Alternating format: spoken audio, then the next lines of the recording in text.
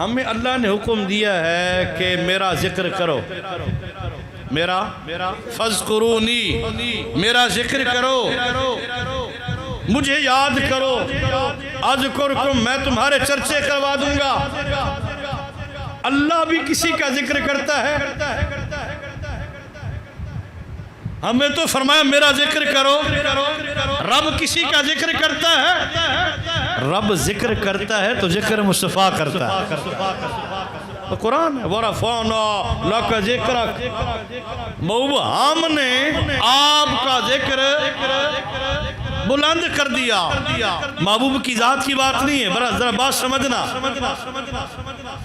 ہم نے آپ کا ذکر بلند کر دیا، آپ کا تذکرہ بلند کر دیا، ذات مصطفیٰ کی بات نہیں ہے۔ فرمایا محبوب ہم نے آپ کا ذکر بلند کر دیا۔ ربا جس ہستی کا ذکر اتنا بلند ہے وہ ہستی خود کتنی بلند ہوگی۔ جبریل سرکار کی بارگاہ میں حاضر ہوئے، حضور پتہ ہے آپ کا ذکر آپ کے رب نے کیسے بلند کیا ہے؟ رب نے جو فرمایا وَرَفَعْنَا، ہم نے بلند کر دیا۔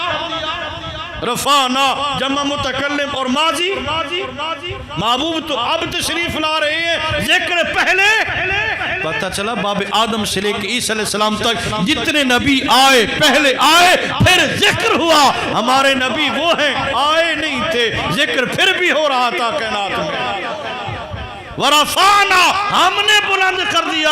کائنات والو تم جتنا دبانا چاہو، روکنا چاہو، شرک و بدعت کے فتوے لگانا چاہو، میرا رب جو فرما رہا ہے ہم نے یار کے ذکر کو بلند کر دیا۔ جس ہستی کے ذکر کو رب خود بلند کر رہا ہے، کون ہے روکنے والا اور ٹوکنے والا، اور کون ہے فتوے لگانے والا؟ ہم نے آپ کا ذکر، ہم نے، اللہ تو ایک ہے، ہم نے فرمایا محبوب صرف میں نہیں، سارے فرشتے بھی تو آپ کا ذکر کر رہے ہیں، ملائکہ بھی تو آپ کی غلامی کے لیے دست بستہ کھڑے ہیں۔ پوری کائنات آپ کے تذکرے اور آپ کی خدمت میں ہم نے لگا رکھی ہے، اس لیے فرمایا وَرَفَعْنَا لَكَ ذِكْرَكَ، محبوب ہم نے آپ کا ذکر بلند کر دیا۔ امام الانبیاء کی بارگاہ میں یہ جبریل امین حاضر ہوئے، حضور جانتے ہیں اللہ نے آپ کا ذکر کیسے بلند کر دیا ہے؟ فرمایا میرا رب جانتا ہے۔ جبریل امین نے عرض کیا، اللہ فرما رہا ہے اذا ذکرتو ذکرتا مایا، محبوب جہاں ذکر خدا ہوگا وہیں ذکر مصطفیٰ بھی ہوگا۔ ہم نے آپ کو الگ کیڑی لوڑ یا کہ ذکر مصطفیٰ کرن دی، فتوہ لگا حضور کی اللہ کی ذات پہ جو فرما رہا ہے محبوب جہاں میرا ذکر ہوگا آپ کا ذکر بھی، کلمے کو حضور کے ذکر سے جدا کر کے دکھا۔ لا الہ الا اللہ، یہیں تک کوئی بندہ کہے کہ کلمہ پورا ہو جاتا ہے۔ پروفیسر صاحب کوئی پڑھا لکھا بندہ اس دور کے اندر، یہ جدید ٹیکنالوجی علم کا یہ دور ہے، سائنس و ترقی کا دور ہے، کوئی بندہ کہہ سکتا ہے کہ لا الہ الا اللہ یہ کلمہ پورا کلمہ ہے؟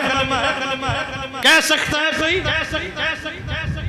جو غیر مسلم ہو، اسلام قبول کرنا چاہتا ہو، وہ اس مقام پہ آ کے رک جائے، لا الہ الا اللہ بس جی میں اگے کو نہیں پڑھنا، وہ مسلمان ہوئے گا؟ کب مسلمان ہوگا؟ جب کلمہ مکمل ہوگا۔ سادے لفظوں میں یوں کہیں، جب ذکر خدا کے ساتھ ذکر مصطفیٰ آئے گا تب کلمہ پورا ہوگا۔ پھر اس کا فیضان اللہ کیا عطا فرمائے گا؟ فرمایا جتنا بڑا گناہگار ہے انبار لے کے آیا گناہوں کے، اب یار کی غلامی میں آ رہا ہے، ادھر کلمہ زبان پہ جاری ہوگا، محبوب کا پیارا نام آئے گا، میں اللہ سب کا سارے گناہوں کو معاف فرما۔ سیانے بندے بیٹھے ہو، کوئی ہو جیا بندہ تو بکھاؤ جدہ نا زبان تے آوے تھی اللہ سب کا سارے گناہ سے معاف کرے۔ ہے کوئی ایسی ہستی؟ ٹھیک ہے وہ اپنے یاروں کی، اپنے پیاروں کی دعاؤں کو قبول فرماتا ہے، ان کو اللہ نے زیادہ نواز رکھا ہے، وہ اللہ کے قریب زیادہ ہیں، رب کی معرفت ان کو زیادہ حاصل ہے۔ لیکن یہ تو نہیں کوئی ایسی ہستی ہو اتنی بڑی اور کمال کی ہستی ہو جس کا نام زبان پہ آئے تو اللہ سب کا سارے گناہوں کو معاف فرما دے۔ وہ کائنات میں ہستی ہے تو سارے نبیوں کے سردار کی ہستی صلی اللہ علیہ وآلہ وسلم۔ تو جس ہستی کے نام میں اتنا کمال ہے، جن کے آدھنے جی وہ فلانے بندے کو جائیں تو بس میرا نال ہمیں میں نو آن دی لوڑی کو نہیں، میرا صرف نال لے چھڑی تے تیرا کام ہو جاتی۔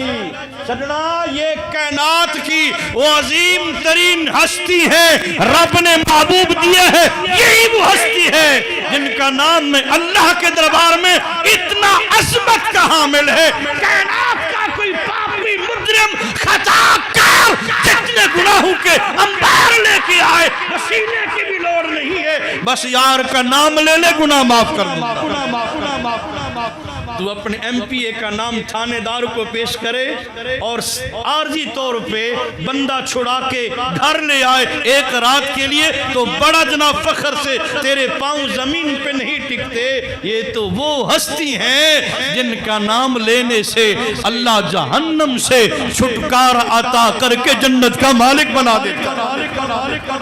کیا خیال ہے ایسی ہستی کا پھر ذکر ہی نہیں ہونا چاہیے، ایسی ہستی کی آمد پہ اظہار نہیں ہونا چاہیے۔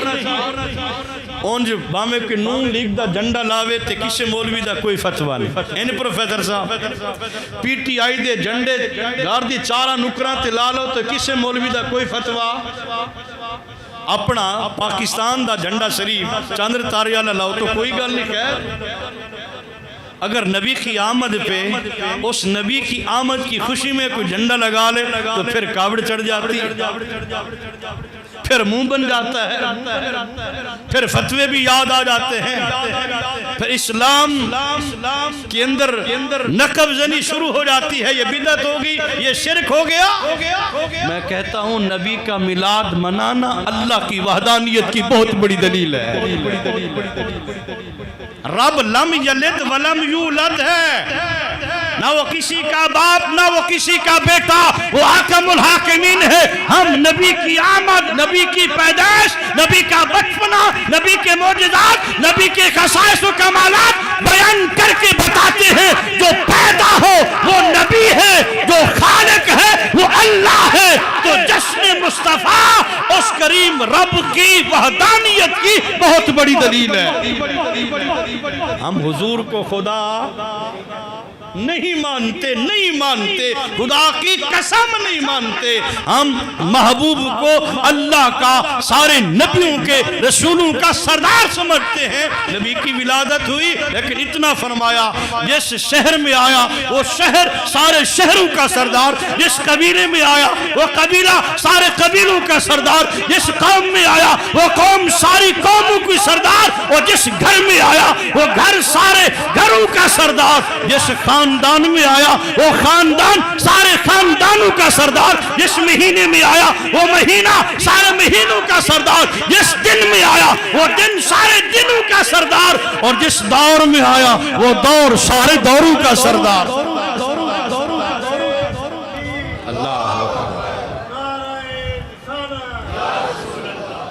اگر باقی کسی جھنڈے پہ کسی کا کوئی اعتراض نہیں ہے تو نبی کے جھنڈے پہ بھی اعتراض نہیں ہونا چاہیے۔ ہاں اتنی بات ضرور ہے کہ جو جس کا جھنڈا لگاتا ہے اسی کا شمار ہوتا ہے، جس کا جھنڈا ہو بندہ انہی کا شمار ہوتا ہے۔ ہم کہتے ہیں تو نبی کا جھنڈا لگا کے نبی کے غلاموں میں اپنا شمار کرنا، یہ سارے بعد میں ہیں، آقا کی عظمت پہلے۔ ہم تو وہ ہیں کہ ہمارے نبی کا تذکرہ ہر نبی نے امت کے سامنے کیا ہے۔ ابھی حضور آئے شیخ محقق فرماتے ہیں رحمت اللہ تعالیٰ علیہ عبدالحق مجلس دلوی کہ سابقہ نبی اور رسول اعظام اپنی قوم کے سامنے جب تیرے اور میرے نبی کا تذکرہ کرتے نا، اور وہ باپی اور نوجوان حضور کی شانیں سن کے اپنے گھروں میں جب جاتے تھے وہ گھر والوں کو بٹھا کے تیرے اور میرے نبی کا ذکر کرتے تھے۔ ہر نبی نے تیرے اور میرے نبی کا تذکرہ اپنی قوم کے ساتھ کیا ہے اور قوموں نے گھر جا کے اپنے اہل خانہ سے کیا۔ محقق الاطلاق فرماتے ہیں کہ وہ بزرگ، وہ باب سابقہ نبیوں کے امتی، جب ان کا وقت قریب آتا، روح نکلنے کے قریب آتی، تو اپنے اہل خانہ کو اکٹھے کرتے، بیٹوں کو بلاتے، بیٹیوں کو بلاتے، پوتوں کو بلاتے، سارے گھر والوں کو اکٹھا کر کے بابے کی آخری لمحات ہیں، بابا دنیا سے جا رہا ہے، اور اس بندے کی زبان پہ الفاظ کیا تھے؟ بیٹا میری زندگی گزری ہے اس امام الانبیاء کی آمد کے انتظار میں، اور میری حضور سے ملاقات نہیں ہو سکی، اب میری زندگی کا سورج غروب ہو رہا ہے، بیٹو تمہارے ہوتے ہوئے حضور آ جائیں میرا سلام عرض کر دیں۔ ابھی حضور آئے نہیں، سلام پیش کیا جا رہا۔ مادر انتظار تو مردیم سلام ماں بپذیر، ہاتھ باندھ کے اس آنے والے نبی کی بارگاہ میں عرض کرنا، سونا ساڈا تے پیو دادا تواڈے انتظار چریا تے ملاقات نہیں ہو سکی، جاتے جاتے ہمارے باپ دادا نے وصیت کی تھی کہ حضور کی بارگاہ میں میرا بھی سلام عرض کر دے۔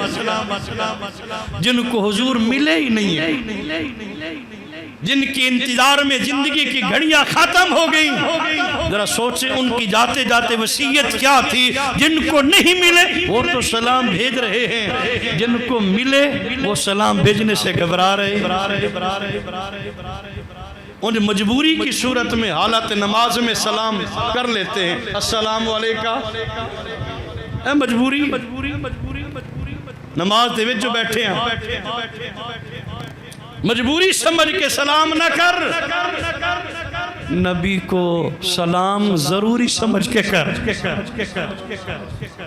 یہی وہ ہستی ہے قیامت والے دن جن کے مبارک لب کھلیں گے تو کریم رب کا غصہ ٹھنڈا ہوگا، اللہ محبوب کے لب کھلنے کی وجہ سے ہم گناہگاروں کو معاف کر کے جنت کا مالک بنا دے گا۔ اس ہستی کو سلام کہنے سے منہ نہ موڑ، اس ہستی کو سلام کہتے ہوئے گھبرا، شرما نہیں۔